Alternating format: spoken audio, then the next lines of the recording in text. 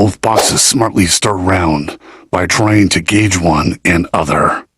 This helps measure distance, but also lets you see how opponents react. It's not just a light jab, it's a cross. It's a change in level, it's head movement. When Jason threw cross, he nearly landed as he is in punch range. But Terry was able to create space using stance, placing weight on back leg. Through touching, engaging, Jason now knows the cross can potentially land. On second cross, Jason stepped it further, hoping to close gap, but Terry showed great ability to adapt and uses a side slip. Jason is very explosive, so Terry uses feints whilst trying to close gap. Did you see Terry's mistake? Terry edges towards right, giving Jason room to escape from corner. But Jason didn't take full advantage of this and take center of ring. Because of this, Terry was able to cut the ring off, keeping Jason on the ropes. This is ring generalship and is how you win rounds without throwing a punch. Watch how Terry holds center of ring, keeping Jason in corners and on ropes.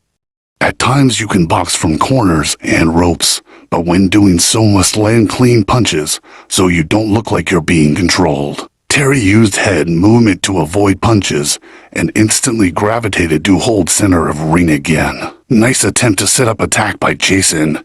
He touches high with jab before shooting low with uppercut. Pot shotting is a great way to score points, but always be ready to throw a second punch.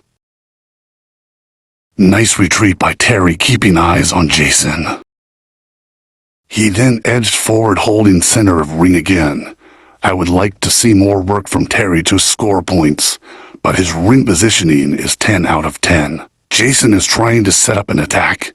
It's smart doing so, but because he creates so much room between attacks, it is easy to anticipate attack coming. That is why Terry easily defended punches. If you want to box long range, you must feint often that you're coming forward so you can catch opponents off guard. This next move shows Terry's great ability to adapt. Jason attempted 2 shots, like I earlier suggested, but this time Terry used head movement so was able to avoid both punches. When you attack, you need to ensure opponent is in a static position, but caught off guard. If they were both in range, this is an ideal position to hit target because they're not moving, they're still.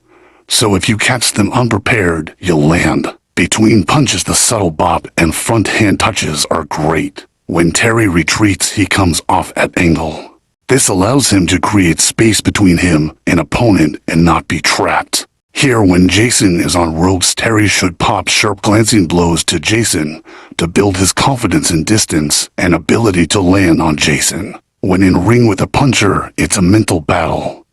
Terry has shown supreme defense, so the puncher cannot land, but now must slowly start making contact with light punches so he can easily evade counters and build on it. Step 1 is feints, Step 2 is light punches, and Step 3 is meaningful shots. Great change angle by Terry.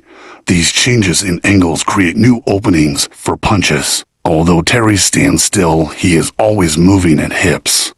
He looks like a sitting target, but that is why he is able to come off the line and avoid head shots. Terry shows how you can use footwork, stance, and head movement as defense. As Jason pressed forward, he steps back at the end of steps. He then changes stance, putting weight on back foot, and then takes head off of line. Key points of spar. Ring generalship helps you control opponents and stay in favorable positions for defense and offense, but you must throw punches. Use feints to break up attacks.